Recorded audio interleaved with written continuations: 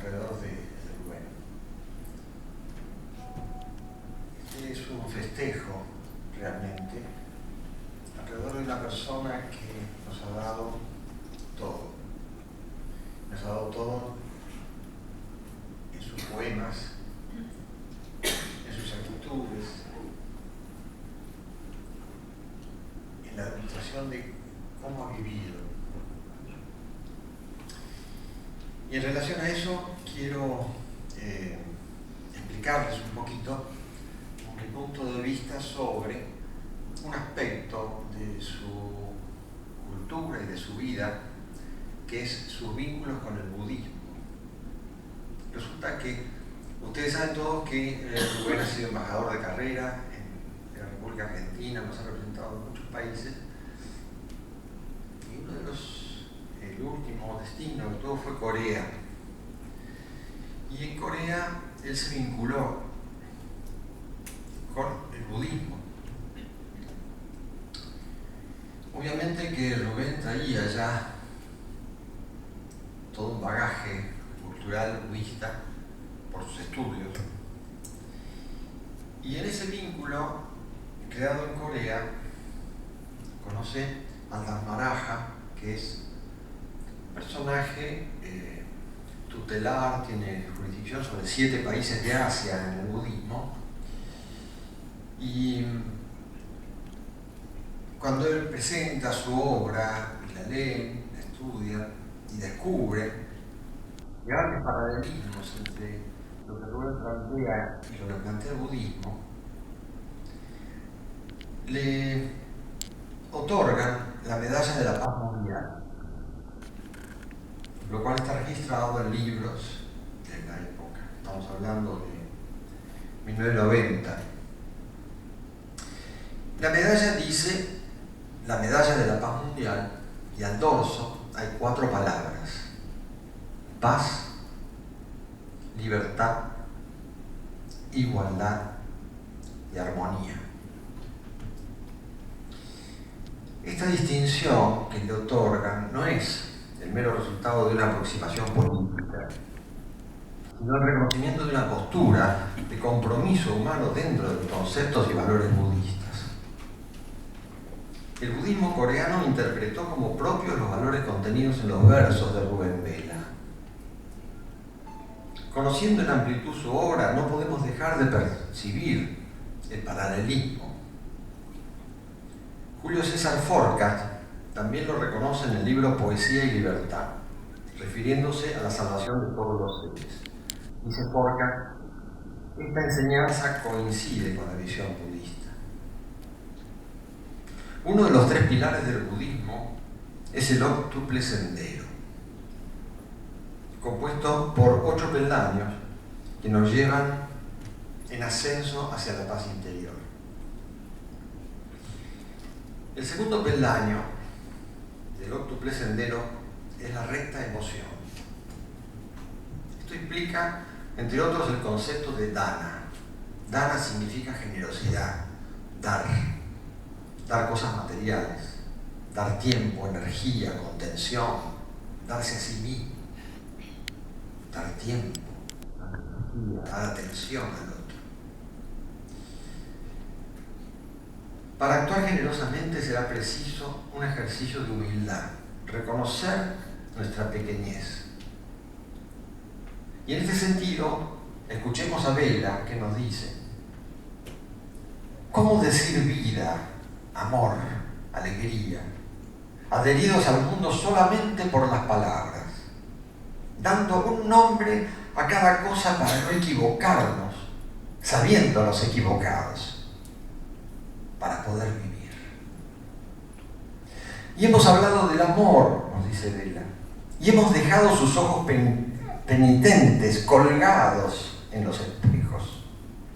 Pero esos ojos, eternamente fijos, medirán la estatura de los pequeños hombres que fuimos, precursores de la falsedad. En este poema, en el que se nos invita a revisar nuestro modo de amar, a menudo limitado y mezquino, reconocemos este estadio del óctuple sendero que enfatiza 4 actitudes purificantes. Meta, cultivar el amor como un estrato mental activo. El amor es una energía, es un caudal que baja desde el espíritu, pasa por la mente y llega al cuerpo. Invade todos nuestros 3 cuerpos. Pero si el cuerpo mental no lo deja pasar, el amor no pasa. El budismo pretende modificar esas actitudes de la mente, y eso es lo que ellos llaman meta, ese cultivar el estrato del mental.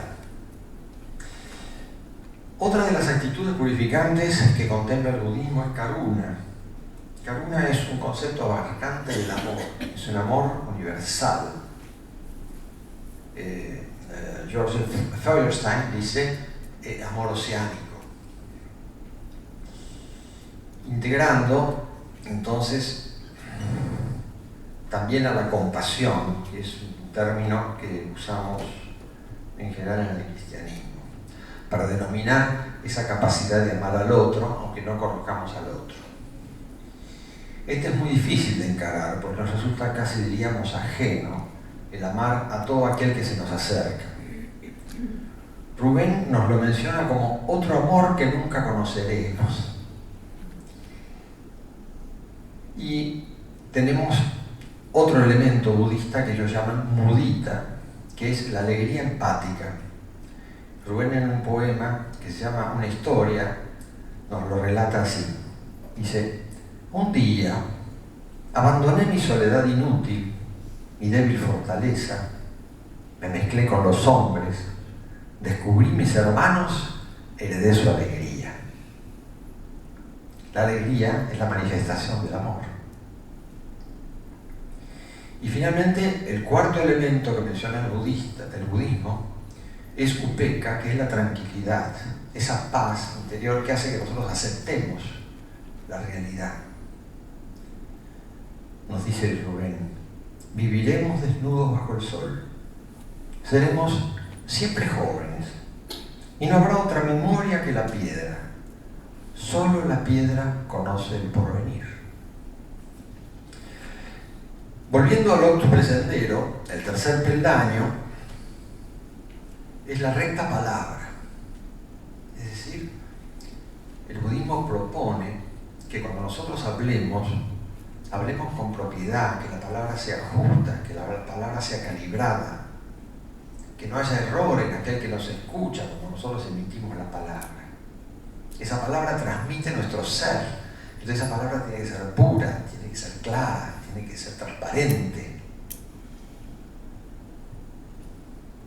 Y Vela se explaya mucho en los poemas con la palabra y nos dice, hablando de y las contradicciones, palabras para el amor, palabras para nacer, palabras para vivir, palabras para salvar de morir, y también palabras para herir, para matar, para confundir.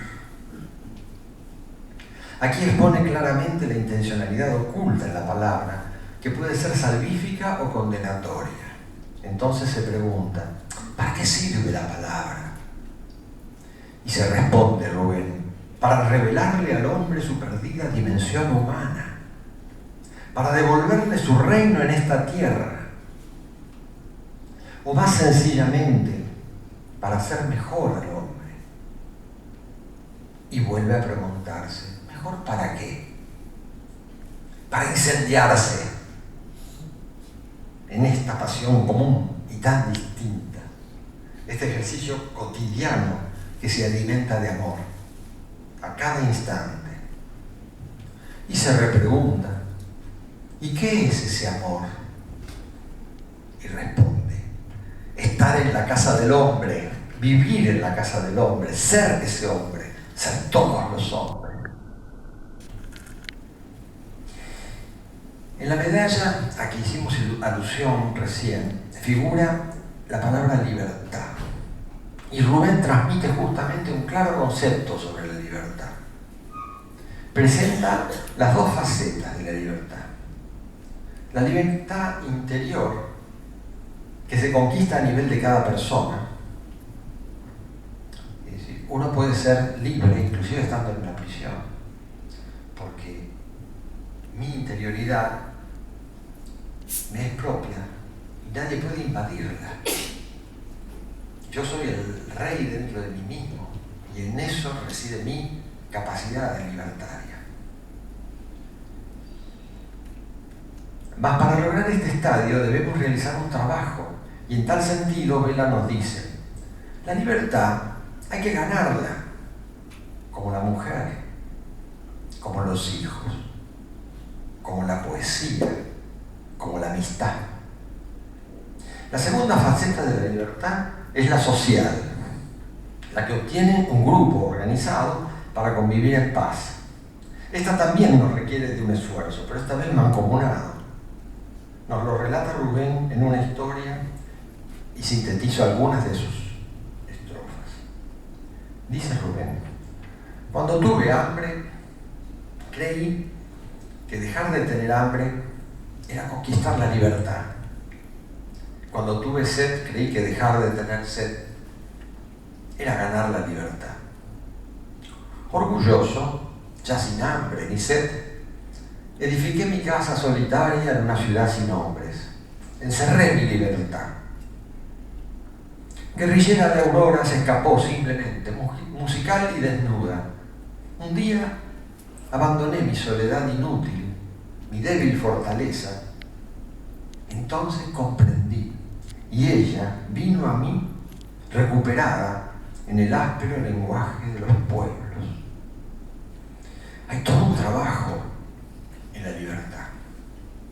Este recorrido del humano que busca la libertad y cree poder capturarla y se encuentra después que no la pudo asir, la quiere encerrar en algún momento, atraparla,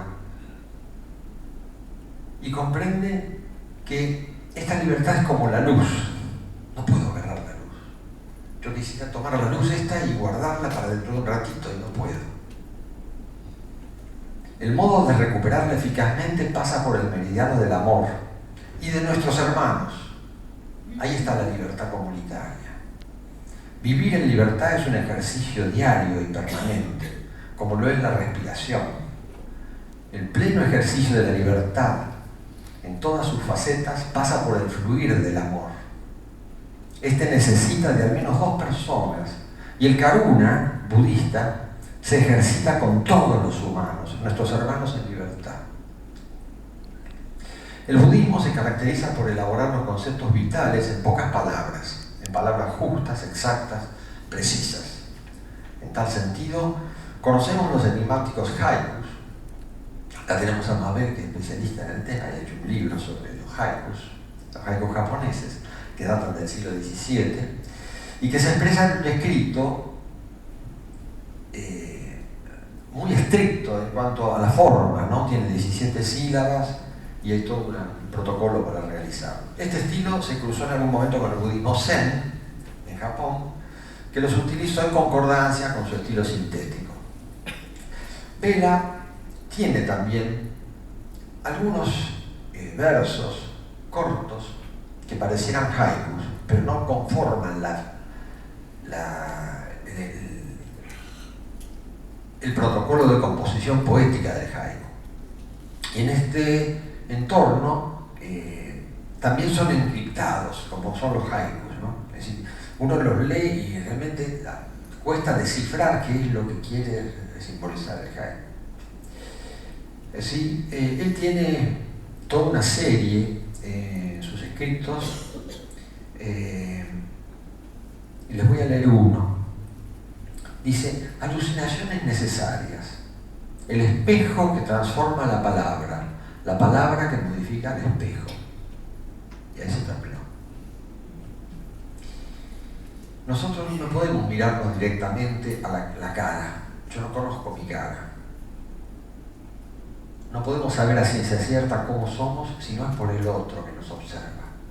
Este otro es el espejo. Al comunicarnos con la palabra nos relata cómo somos. Esta comunicación es necesaria, pues de otro modo no podríamos conocernos y por lo tanto modificarnos en nuestras actitudes erróneas. Así entonces la interrelación de los espejos resulta indispensable para el progreso individual y comunitario. Es en este esquema en el que funciona el Karuna budista. Es notable el carácter de enseñanza que asume toda la poesía de Vela, quien se emplaza ante el lector como maestro espiritual. Fíjense que todos estos poemas de Rubén son realmente una clase de espiritualidad permanente. Y voy a finalizar con un texto de un reportaje en el cual Rubén Vela nos explica el origen de esa actitud. Es una reflexión para comprender el giro de la poesía actual en donde se rompe el contacto de la divinidad con el poema. No olvidemos, dice Rubén, que todas las cosas creadas tienen su nombre dado por Dios. Cuando queremos destruir con un lenguaje obsceno, quedamos indefensos al romper el mutuo acuerdo entre Dios y el hombre. Creo, dice Rubén, que este sentido que tengo de Dios y la palabra me viene como revelación esencial. En la elección de la palabra es preciso encontrar el valor exacto para poder así reconstruir el sentido de la alianza. A partir de ese logro, la palabra resplandece en todo su valor.